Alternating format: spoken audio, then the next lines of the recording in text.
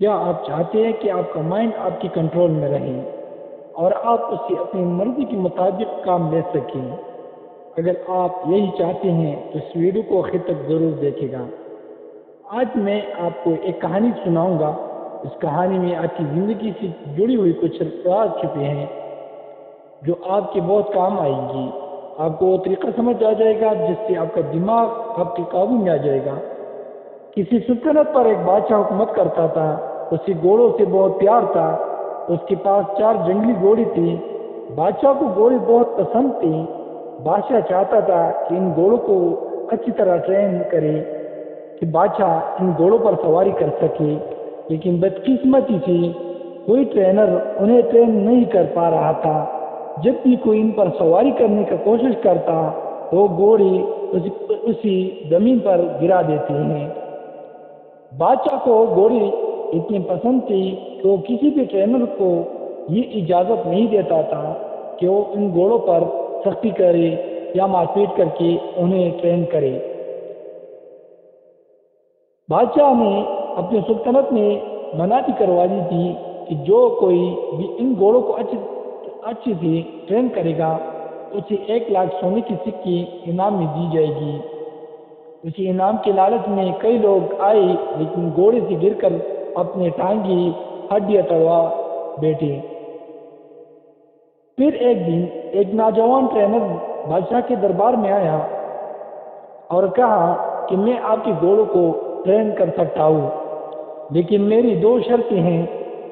بادشاہ تھوڑا حیران ہوا۔ خیر اس نے پوچھا کہ بتاؤ کیا شرطیں ہیں تمہاری؟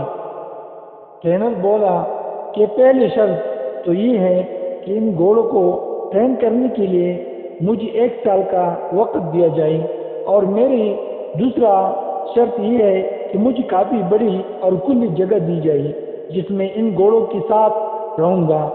میں ان گھوڑوں کی دیکھ بھال کروں گا اور ان کی کھانے پینے کا انتظام کروں گا۔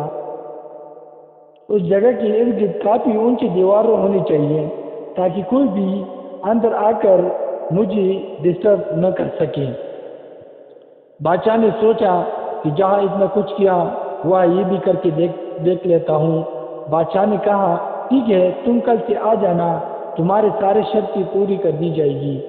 وہ ٹرینر وعدے کے مطابق کل آ گیا اور سبھی گھوڑوں کو ایک بڑی سی باڑی میں لے جا کر اس نے چھوڑ دیا۔ کھلا چھوڑ دیا۔ اب وہ چاروں گھوڑے باڑی کے اندر ادھر ادھر دوڑنے لگی۔ اب ٹرینر نے کیا کیا کہ باڑی کی دیوار کے ساتھ ساتھ دوڑنے لگا۔ کچھ دیر دوڑ بھاگ کرنے کے بعد اس نے گھوڑوں کو چارہ کھلایا، پانی پلایا، خود بھی کھانا کھایا اور آرام سے اسی باڑی میں لیٹ گیا۔ گھوڑے اب بھی باڑی کے اندر آزاد تھی، کسی کو کوئی رسی نہیں باندھ دی گئی تھی۔ شام کو پھر اٹھا اور باڑی کی دیوار کے ساتھ ساتھ دوڑنے لگا۔ جب وہ دوڑتا تھا تو گھوڑے بھی ادھر ادھر بھاگتی تھیں۔ جب شام ہوئی تو اس نے گھوڑوں کو کھانا کھلایا، پانی پلایا، خود بھی کھانا کھایا، گھوڑوں کو رسی سے باندھ کر اور خود بھی ان کے ساتھ ہی زمین پر چٹائی بچھا کر سو گیا۔ صبح ہوئی تو ٹرینر گھوڑوں کو کھول کر باڑے میں بھاگنے لگا۔ اب یہی اس روز کا معمول تھا۔ وہ ٹرینر دن بھر گھوڑوں کو کھلا رکھتا، انہیں کھانا کھلاتا، دہلاتا، ان سے پیار کرتا، ان سے کھیلتا اور شام کو انہیں کے ساتھ سو جاتا۔ آہستہ آہستہ گھوڑوں کو لگنے لگا کہ وہ ٹرینر ان کے دوست ہے، کیونکہ جب سے ٹرینر آیا تھا وہ چاروں گھوڑے آزادی محسوس کرنے لگی تھی۔ گھوڑی بھی اب ٹرینر کو پیار کرنے لگی تھی۔ ایسا کرتے کرتے 6 مہینے گزر گیا۔ ایک دن بادشاہ سلامت گھوڑوں کو ٹریننگ دیکھنے کے لیے آئی۔ بادشاہ نے دیکھا کہ باڑے میں آگے ٹرینر دوڑ رہا ہے اور اس کے پیچھے پیچھے گھوڑے دوڑ رہا ہے۔ بادشاہ کو اس کی ٹریننگ پسند آئی اور واپس چلا گیا۔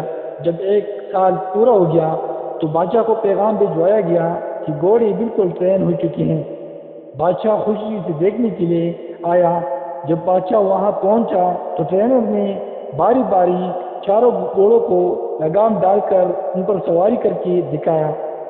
سبھی گھوڑی آرام سے بالی کے کنارے کنارے دوڑنے لگ رہی تھی، کسی بھی گھوڑی گرنے کی کوشش نہیں کی۔ بادشاہ نے پوچھا، یہ تم نے کیسا کیا؟ ٹرینر نے کہا کہ پہلے میں ان کے ساتھ رہ کر ان کو آزادی دے کر ان کا دوست بن گیا، میں نے ان کا اعتماد حاصل کیا، میں ان کے ساتھ دوڑتا تھا تو یہ بھی میرے ساتھ دوڑتی تھی، پھر آہستہ آہستہ میں نے ان کی پیٹ پر کھاٹی رکھنے کی کوشش کی، شروع میں یہ اسے گرا دیتی تھی، پھر آہستہ آہستہ یہ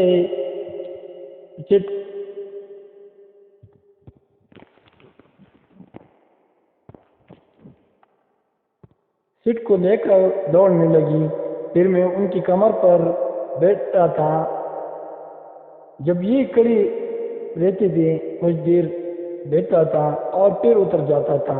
جب گھوڑے نے مجھے اپنی پیٹھ پر بٹھانے لگی تو پھر میں ان کی پیٹھ پر بیٹھ کر ان کو دوڑنے لگا، پھر میں ان کی کمر پر بیٹھتا تھا، جب یہ کھڑی رہتی تھی کچھ دیر بیٹھتا تھا اور انہیں پھر اتر جاتا تھا۔ جب گھوڑے نے مجھے اپنی پیٹھ پر بٹھانے لگی تو پھر میں ان کی پیٹھ پر بیٹھ کر ان کو دوڑانے لگا۔ اب نتیجہ آپ کے سامنے ہے۔ بادشاہ یہ جان کر بہت خوش ہوا، اس نے اسے سونے کی سکھی بھی دی اور اسے ہمیشہ کے لیے ان گھوڑوں کو دیکھ بھال کے لیے نوکری پر بھی رکھ لیا۔ اب یہ تو ایک کہانی تھی جو آپ کو ضرور پسند آئے ہوں گی، لیکن ہمیں تو یہ دیکھنے ہیں کہ ہمیں اس کی کہانی سے کیا سبق ملتا ہے۔ تو بات کچھ ایسی ہے کہ اس دنیا میں موجود ہر انسان کے اندر بھی اسی 4 گھوڑے ہوتی ہیں جو اس کی کنٹرول میں نہیں ہوتا۔